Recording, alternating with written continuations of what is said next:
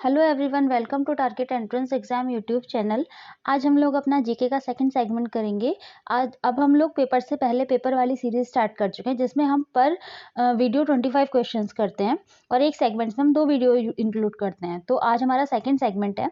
आज हम लोग जीके क्वेश्चन करेंगे। आज हम लोग 25 क्वेश्चन करेंगे। उसमें से आपका एम होना चाहिए कि एटलीस्ट आप 20 क्वेश्चन सही से कर पाएँ। अगर आपके 20 क्वेश्चन सही रहते हैं तो इसका मतलब आप समझ लीजिए आपकी तैयारी बहुत अच्छी जा रही है और आपकी कहीं ना कहीं एक अच्छी रैंक इम्प्रूव होगी। ठीक है, तो आज हम लोग अपना सेशन स्टार्ट करते हैं। लेकिन उससे पहले अगर आपने हमारे चैनल को सब्सक्राइब नहीं किया तो जाके जल्दी से सब्सक्राइब कर लीजिए। और उसके बाद सुबह 10:30 बजे और शाम को 5:30 बजे यहाँ पे डेली लाइव क्लासेस होती हैं, जो कि आपकी प्रिपरेशन के लिए बहुत ज़्यादा हेल्पफुल होंगी। इसी के साथ टेलीग्राम पर आप यूपी बीएड एंट्रेंस 2022 डाल के भी सर्च कर सकते हैं, आपको हमारा ग्रुप मिल जाएगा, वरना आपको डिस्क्रिप्शन में इसका लिंक मिल जाएगा। वहाँ भी डेली 10 AM और इवनिंग 6 PM को क्विजेज होती हैं, जो आपकी प्रिपरेशन के लिए बहुत ज़्यादा हेल्पफुल है। तो चलिए अपना सेगमेंट स्टार्ट करते हैं। और आपका एम होना चाहिए कि आप एटलीस्ट 20 क्वेश्चंस के सही करें, या एटलीस्ट आंसर तो दें, 20 क्वेश्चन के आंसर दें। और आप अपने क्वेश्चंस के आंसर जो है वो कमेंट में दे सकते हैं, और एंड में आप देख सकते हैं कि आपकी प्रिपरेशन कैसी चल रही है। तो चलिए आज का हम पहला क्वेश्चन स्टार्ट करते हैं। पहला क्वेश्चन है आपका, वैदिक सभ्यता किस नदी के तट पर विकसित हुई? वैदिक सभ्यता किस नदी के तट पर विकसित हुई? ए गोदावरी, बी कावेरी, सी कृष्णा या डी सरस्वती। वैदिक सभ्यता किस नदी के तट पर विकसित हुई? ए गोदावरी, बी कावेरी, सी कृष्णा या डी सरस्वती। इसका सही आंसर देंगे आप लोग। तो इसका सही आंसर है डी सरस्वती। ऋग्वेद में 7 नदियों का वर्णन मिलता है, जैसे सिंधु, सरस्वती, सतलज, व्यास, रावी, झेलम और चिनाब। और इन 7 नदियों के ऋग्वेद में आधार पर ही हम कह सकते हैं कि आर्यों का निवास स्थान जो था वो सप्त सैंधव था। और ये जो नदी है हमारी सरस्वती, वो इसमें से एक है, इन 7 नदियों में से एक है। इसलिए हम कह सकते हैं कि वैदिक सभ्यता सरस्वती नदी के तट पर विकसित हुई थी। ठीक है, चलिए सेकंड क्वेश्चन पे आते हैं। सेकंड क्वेश्चन है हमारा, जुलाई 1944 में संयुक्त राष्ट्र ब्रेटन वुड्स सम्मेलन में किस अंतर्राष्ट्रीय संगठन की कल्पना की गई थी? जुलाई 1944 में संयुक्त राष्ट्र ब्रेटन वुड्स सम्मेलन में किस अंतर्राष्ट्रीय संगठन की कल्पना की गई थी? ए विश्व व्यापार संगठन, बी संयुक्त राष्ट्र बाल कोष यानी यूनिसेफ, सी विश्व बैंक या डी अंतर्राष्ट्रीय मुद्रा कोष। आप लोग इसका सही आंसर देंगे। तो इसका सही आंसर क्या होगा बताइए, कमेंट बॉक्स में दीजिए। इसका सही आंसर है सी और बी, डी दोनों। एक्चुअली बात क्या होती है कि वैसे ये क्वेश्चन ऐसा होना नहीं चाहिए था, क्योंकि MCQ आते हैं, आपके MSQ नहीं आते। लेकिन चलिए कोई बात नहीं, इसका सी और डी दोनों इसके सही आंसर होंगे, क्योंकि उस टाइम पे संयुक्त राष्ट्र ब्रेटन वुड्स सम्मेलन में इन दोनों अंतर्राष्ट्रीय संगठन की कल्पना की गई थी, विश्व बैंक और अंतर्राष्ट्रीय मुद्रा कोष की। इन दोनों की कल्पना से की गई थी, इसलिए इस क्वेश्चन का आंसर सी और डी दोनों करेक्ट है। ठीक है, थर्ड क्वेश्चन पे आते हैं। थर्ड क्वेश्चन है आपका, भारत की पहली इंजन विरहित speed train 18 dash integral coach factory द्वारा विकसित की गई थी। यानी किस इंटीग्रल कोच फैक्ट्री द्वारा विकसित की गई थी? यानी भारत की पहली जो इंजन विरहित स्पीड ट्रेन 18 जो है वो कहाँ पर विकसित की गई थी? ए चितरंजन, बी पटियाला, सी चेन्नई या डी कपूरथला। आप लोग इसका सही आंसर देंगे। इसका सही आंसर क्या होगा? इसका सही आंसर है सी चेन्नई। चेन्नई में ये विकसित की गई थी, और चेन्नई की इंटीग्रल कोच फैक्ट्री द्वारा ये विकसित की गई थी। और इसकी जो ट्रेन की जो स्पीड होती है वो 160 किलोमीटर पर आवर था। 160 किलोमीटर पर आवर की इसकी स्पीड है, और इसे वंदे भारत एक्सप्रेस भी नाम दिया गया था। इसे वंदे भारत एक्सप्रेस भी नाम दिया गया है। ठीक है, तो चलिए फोर्थ क्वेश्चन पे आएंगे। फोर्थ क्वेश्चन है हमारा, महाधमनी के शीर्ष पर शुरू होती है। महाधमनी किसके शीर्ष पर शुरू होती है? ए दाया निलय, बी बाया निलय, सी दाया आलिंद या बी बाया आलिंद। आप लोग इसका आंसर दीजिए कमेंट बॉक्स में जल्दी। फोर्थ क्वेश्चन का आंसर देंगे आप लोग। तो इसका सही आंसर है बी बाया निलय। बी बाया निलय इसका सही आंसर है। ठीक है, फिफ्थ क्वेश्चन, गैल्वेनाइजेशन का मतलब इस्पात को किसकी पतली परत के साथ आवरण करना है? गैल्वेनाइजेशन का मतलब इस्पात को किसकी पतली परत के साथ आवरण करना है? ए क्रोमियम, बी जस्ता, सी एल्यूमिनियम या डी निकेल। आप लोग इसका आंसर देंगे कमेंट बॉक्स में।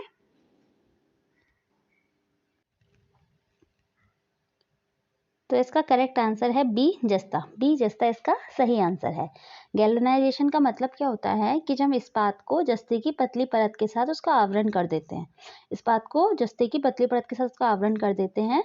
इससे क्या होता है, लोहे को संक्षारित करने में और जंग से बचाने में इसमें हेल्प होती है। ये प्रक्रिया तभी की जाती है ताकि लोहे को संक्षारित कर सके और जंग से बचा सके। ठीक है, 6 क्वेश्चन का आंसर देंगे आप लोग। 6 क्वेश्चन है, डैश को छोड़कर निम्नलिखित सभी संघनन बहुलक हैं, यानी इनमें से कौन सा पॉलीमर नहीं है। इन शॉर्ट इसका कहने का मतलब है इनमें से कौन सा पॉलीमर नहीं। बहुलक का मतलब होता है पॉलीमर, तो इनमें से कौन सा पॉलीमर नहीं है। इसमें लिखा है को छोड़कर निम्नलिखित सभी संघनन बहुलक हैं, ऐसा कौन सा नहीं है जो इसमें से पॉलीमर नहीं है। ए पॉलीएस्टर, बी पॉलीप्रोपोलीन, सी पॉलीएमाइड्स या डी पॉलीकार्बोनेट्स। इसका सही आंसर आप लोग देंगे। इसका सही आंसर आप लोग देंगे। आप लोग अपने आंसर कमेंट बॉक्स में कर सकते हैं, पिन कर सकते हैं। आपका 6 क्वेश्चन का सही आंसर है डी पॉलीकार्बोनेट। पॉलीकार्बोनेट को छोड़ के सभी संघनन बहुलक हैं। 7 क्वेश्चन पे आएंगे। 7 क्वेश्चन है आपका, उत्तर प्रदेश के किस जिले को पीतल नगरी के नाम से जाना जाता है। उत्तर प्रदेश के किस जिले को पीतल नगरी के नाम से जाना जाता है। ए फतेहपुर, बी मुजफ्फरनगर, सी मिर्जापुर या डी मुरादाबाद। इसका सही आंसर आप लोग कमेंट्स में देते रहिए। इसका सही आंसर है डी मुरादाबाद। मुरादाबाद को पीतल नगरी के नाम से जाना जाता है। वहाँ पीतल के बर्तनों पे नक्काशी की जाती है और वहाँ पे बहुत ज़्यादा मतलब पीतल और कलई आदि का निर्माण किया जाता है। और यहाँ से दूर दूर तक मतलब इस मुरादाबाद के जो पीतल के बर्तन होते हैं वो काफ़ी दूर दूर तक जाते हैं, इनफैक्ट विदेशों तक जाते हैं। ठीक है, तो ये मुरादाबाद जो है पीतल नगरी के नाम से फेमस है। ठीक है, 8th क्वेश्चन का आंसर देंगे आप लोग। 8th क्वेश्चन है हमारा, फिरोजाबाद में 200 वर्षों से भी अधिक समय से किस चीज़ का उत्पादन किया जा रहा है। फिरोजाबाद में 200 वर्षों से भी अधिक समय से किस चीज़ का उत्पादन किया जा रहा है। ए चिकनकारी का काम, बी कांच की चूड़ियाँ, सी पीतल के ताले या डी जरदोजी कढ़ाई। ए चिकनकारी का काम, बी कांच की चूड़ियाँ, सी पीतल के ताले या डी जरदोजी कढ़ाई। तो आप लोग बताएंगे फिरोजाबाद किस लिए फेमस है। इसका सही आंसर है बी कांच की चूड़ियाँ। कांच की चूड़ियों के लिए फिरोजाबाद जो होता है वो फेमस होता है। ठीक है, इस क्वेश्चन का हमारा आंसर आई होप आपने सही दिया होगा। 9th क्वेश्चन है हमारा, प्रसिद्ध चित्र भारत माता किसके द्वारा बनाया गया था। प्रसिद्ध चित्र भारत माता किसके द्वारा बनाया गया था। ए नंदलाल बोस, बी अवनींद्र नाथ ठाकुर, सी यामिनी राय या डी अमृता शेरगिल। प्रसिद्ध चित्र भारत माता किसके द्वारा बनाया गया था। आप लोग इसका आंसर कमेंट बॉक्स में दीजिए। इसका आंसर है बी अवनींद्र नाथ ठाकुर। ठीक है, 10th क्वेश्चन का आंसर दीजिए। 10th है हमारा, हिंदू पौराणिक कथाओं के अनुसार महाकाव्य रामायण में भगवान श्री राम अयोध्या के शासक थे जो किसकी राजधानी थी, मतलब अयोध्या किसकी राजधानी थी। ए हस्तिनापुर, बी कुरु, सी कलिंग या डी कौशल। भगवान श्री राम के शासनकाल में भगवान श्री राम अयोध्या के शासक थे तो वो किसकी राजधानी थी। ए हस्तिनापुर, बी कुरु, सी कलिंग या डी कौशल। इसका सही आंसर दीजिए आप लोग। इसका सही आंसर होगा डी कौशल। अयोध्या कौशल की राजधानी थी। ठीक है, 11 क्वेश्चन के आंसर दीजिए आप लोग। 11 क्वेश्चन के आंसर दीजिए। 11 क्वेश्चन है हमारा, भारतीय मुक्केबाज MC मैरी कॉम द्वारा लिखित आत्मकथा का शीर्षक क्या है। भारतीय मुक्केबाज MC मैरी कॉम द्वारा लिखित आत्मकथा का शीर्षक क्या है, यानी MC मैरी कॉम ने कौन सी आत्मकथा लिखी है, उनकी आत्मकथा का नाम क्या है। A playing to win, B unbreakable, C no holding back या डी इम्परफेक्ट।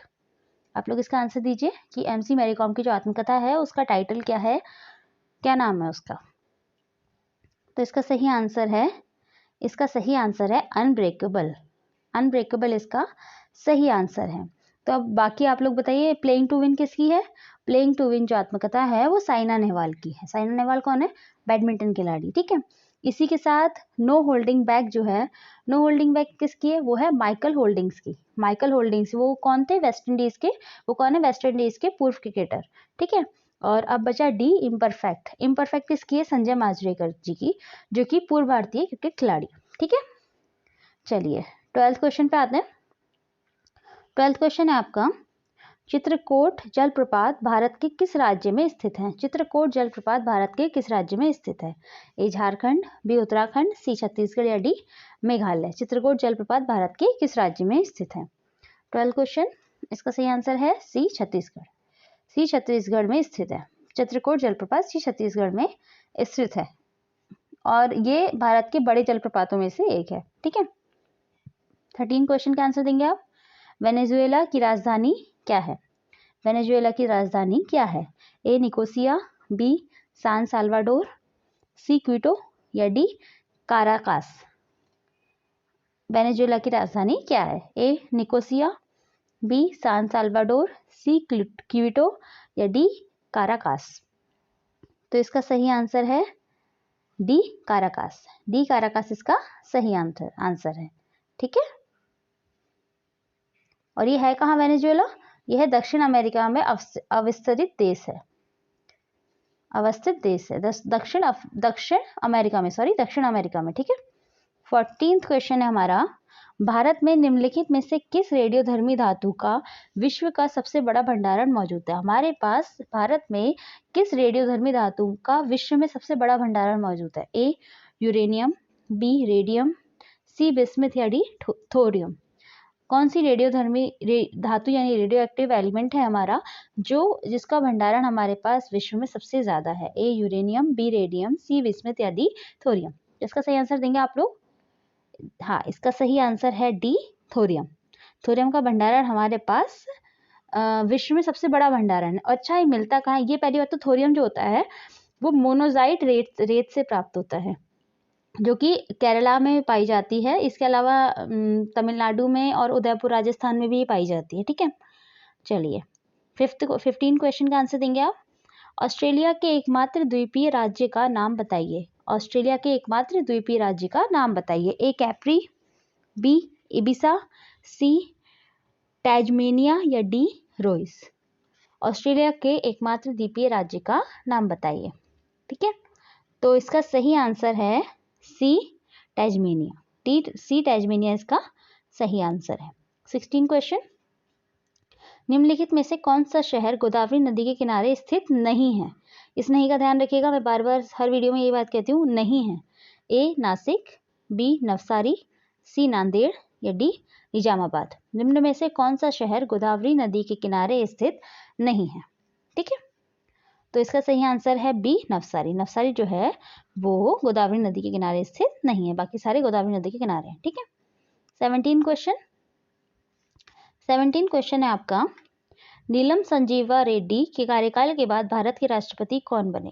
नीलम संजीवा रेड्डी के कार्यकाल के बाद भारत के राष्ट्रपति कौन बने?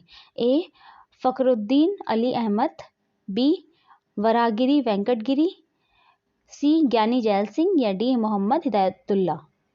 आप लोग इसका आंसर कमेंट में दीजिए। नीलम संजीवा रेड्डी के कार्यकाल के बाद भारत के राष्ट्रपति कौन बने? ठीक है, तो इसका सही आंसर है सी ज्ञानी जैल सिंह। ज्ञानी जैल सिंह इसका सही आंसर है। 18 क्वेश्चन। चंद्रगुप्त के पुत्र का नाम बताइए जिन्होंने 298 से 272 ईसा पूर्व के बीच शासन किया था और संपूर्ण भारत में साम्राज्य को बढ़ाया था। ए हर्षवर्धन, बी अनिरुद्ध, सी बिंदुसार या डी वसुदेव। चंद्रगुप्त के पुत्र का नाम बताइए। ठीक है, तो इसका सही आंसर आप लोग कमेंट में देंगे। इसका सही आंसर है सी बिंदुसार। सी बिंदुसार इसका सही आंसर है। और यूनानी लेखक बिंदुसार को क्या कहते थे? अमित्र चेटक या अमित्रघात कहा जाता था। यूनानी लेखकों ने इन्हें अमित्र चेटक या अमित्रघात कहा है। ठीक है, 19 क्वेश्चन।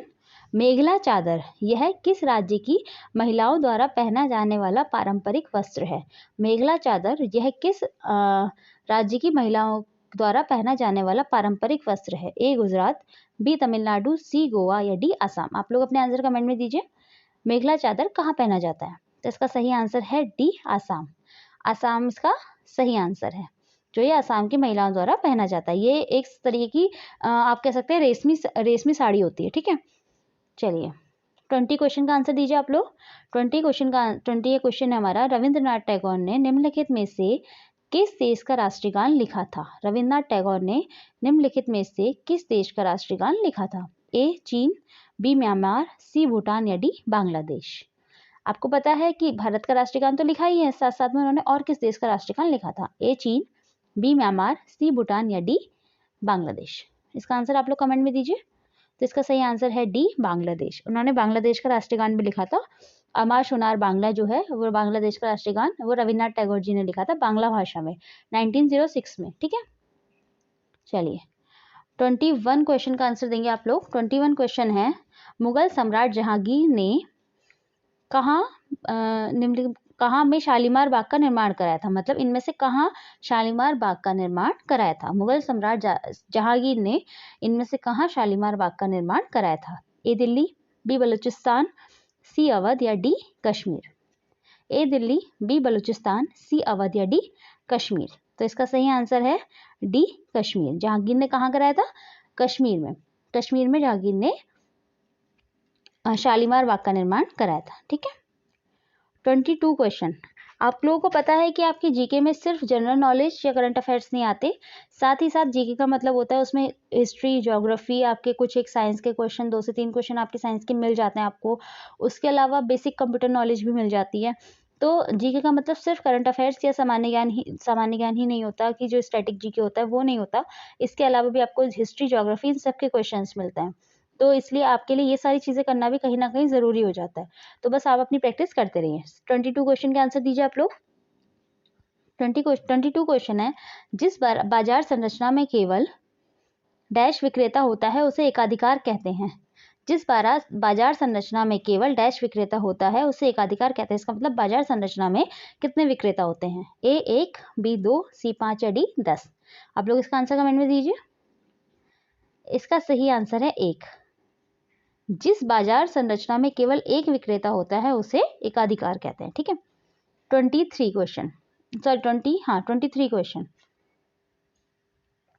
23 क्वेश्चन, भारतीय संविधान के किस मौलिक अधिकार में कहा गया है कि मानव व्यापार, जबरिया श्रम और 14 वर्ष से कम आयु के बच्चों को मजदूरी पर रखना अपराध है? भारतीय संविधान के किस मौलिक अधिकार में कहा गया है कि मानव व्यापार, जबरिया श्रम और 14 वर्ष के कम आयु के बच्चों को मजदूरी पर रखना अपराध है? ए समानता का अधिकार, बी स्वतंत्रता का अधिकार, सी शोषण के विरुद्ध अधिकार या डी धार्मिक स्वतंत्रता का अधिकार? आप लोग इसका आंसर कमेंट में दीजिए। इसका सही आंसर जो है वो है सी, शोषण के विरुद्ध अधिकार। शोषण के विरुद्ध अधिकार इसका सही आंसर है। शोषण के विरुद्ध अधिकार को मौलिक अधिकार कहा जाता है। जो मौलिक अधिकार है शोषण के विरुद्ध अधिकार, इसमें कहा गया है कि मानव व्यापार, जबरिया श्रम और 14 वर्ष से कम आयु के बच्चों को मजदूरी पर रखना अपराध होता है। और ये जो है वो संविधान के अनुच्छेद 23 और 24 में वर्णित है। ठीक है, चलिए 24 क्वेश्चन, 1528 ईस्वी में किसने चंदेली में राजपूतों को हराया? 1528 ईस्वी में किसने चंदेली में राजपूतों को हराया? ए हुमायूं, बी अकबर, सी जहांगीर या डी बाबर? ए हुमायूं, बी अकबर, सी जहांगीर या डी बाबर? तो इसका सही आंसर है डी बाबर। डी बाबर इसका सही आंसर है। ठीक है, चलिए आज का लास्ट क्वेश्चन, हम बाकी क्वेश्चन अब अगले सेशन में करेंगे। आज 25 क्वेश्चन करते हैं। 25 क्वेश्चन हमारा, वर्ष 1928 में स्थापित हिंदुस्तान सोशलिस्ट रिपब्लिकन आर्मी के नेता कौन थे? वर्ष 1928 में स्थापित हिंदुस्तान सोशलिस्ट रिपब्लिकन आर्मी के नेता कौन थे? ए खुदीराम बोस, बी भगत सिंह, सी चंद्रशेखर आजाद या डी सुभाष चंद्र बोस? ए खुदीराम बोस, बी भगत सिंह, सी चंद्रशेखर आजाद या डी सुभाष चंद्र बोस? तो इसका सही आंसर आप लोग कमेंट में दीजिए। इसका सही आंसर है सी चंद्रशेखर आजाद। 1928 में स्थापित हिंदुस्तान सोशलिस्ट रिपब्लिकन आर्मी के जो नेता थे वो चंद्रशेखर आजाद थे। ठीक है, और उन्हीं के नेतृत्व में दिल्ली में फिरोजा शाह कोटला में इस संगठन की स्थापना की गई थी। ठीक है, चलिए आज का हमारा सेशन यही खत्म होता है। आई होप आपके कम से कम 20 क्वेश्चन सही गए हों, और अगर सही नहीं गए तो एटलीस्ट आपने अटैम्प्ट करे होंगे, कोशिश करी होगी उन क्वेश्चंस को ज्ञात करने की या उन्हें सॉल्व करने की। ठीक है, तो बस इसी के साथ थैंक यू। और आप सर की सुबह 10:30 बजे की क्लास होती है जिसका लिंक आपको इस क्लास के नीचे मिल जाएगा। आप उसे अभी से रिमाइंडर लगा लीजिए, वहाँ पे ताकि जब वो क्लास आएगी तब आपको पता लग जाएगा। और इसके अलावा यूट्यूब पे 5:30 बजे की क्लास तो हो ही रही है, और आपकी टेलीग्राम पे क्लासेस होती हैं, टेलीग्राम पे आपके क्विजेज होते हैं डेली 10 AM और इवनिंग 6 PM पे। वो ज़रूर आप ज्वाइन कीजिए, जो कि आपकी प्रिपरेशन के लिए बहुत ज़्यादा हेल्पफुल रहेगा। इसी के साथ थैंक यू।